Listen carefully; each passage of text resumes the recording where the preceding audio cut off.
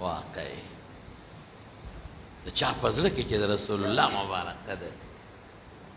د چا په زړه کې چې د رسول الله مبارک مینه دا احترام وکړي عزت وکړي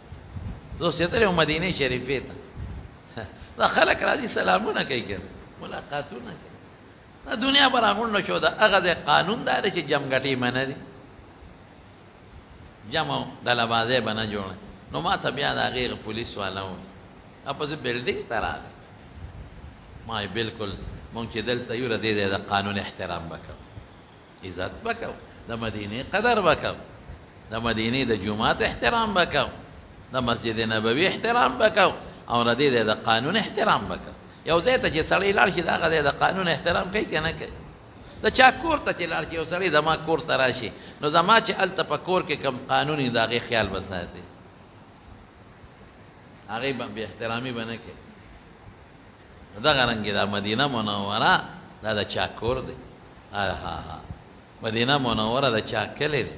مدینه منوره د چا وطن دی مې بالکل به زه د دې د قانون احترام کوم هېڅ پروا نشته زه په دې نه خفه کېږم نو بیا به مې ځای بدلو کله به یو ځای کېناستم چې خلکو ته پته نه کله به بل ځای کېناستم کله بل ځای کله بل ځای کله بل ځای ما چې د دې د قانون احترام نو د پیغمبر مبارک د کلي احترام قسم دی اواز به پکې صحابه پورته نه کوو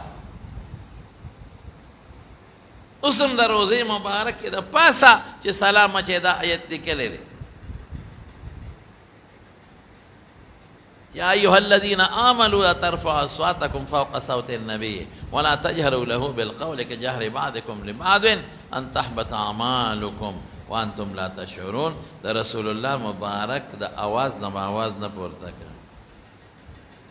او که د پیغمبر مبارک د آواز نه آواز پورته کړ نو ځان نه به نه خبر او عمل به هم تباه شوي قسم دی حضرت عمر آواز لږ تیز و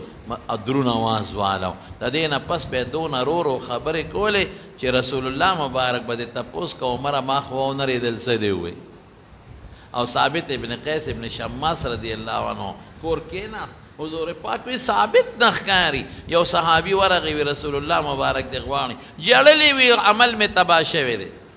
ولې وی آیات راغی چې که د پیغمبر د آواز نه آواز پورته که نو ځان نه به نه خبر عمل به دې تبی نو ما خو د هغه په مخ کې ډېر اوچته خبرې کړې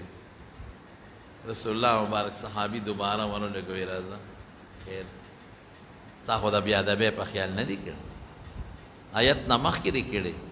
دا آیت یې ان الذين يغضون اصواتهم عند رسول الله اولئك الذين امتحن الله قلوبهم للتقوى لهم مغفرة واجر د روزې مبارکې د پاسه لیکلي دي د پاسه چې اواز به ټیټ ساتې چغې به نه وی دلته اوازونه به نه کې او چې چا اواز ټیټ وساته دا مغفرت دی والا لوی اجر دی والا لوی متقی دی دا انسان اواز به ټیټ هلته اوس خلک هم چې سلام مبارک اچوي نو بعضې خلک په چغه درود شریف وایي ما خوا کې زه ورته لاس داسې کم چې رو رو کوم بیا غلی شي چغې به نه اواز به پټ بالکل ما كان محمد ابا احد من رجالكم ولكن رسول الله وخاتم النبيين دا آیت لیکلی دی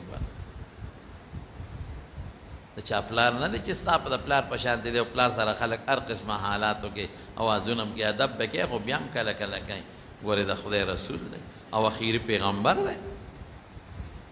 بل پیغمبر ته نه دی راغلی او نه به راشي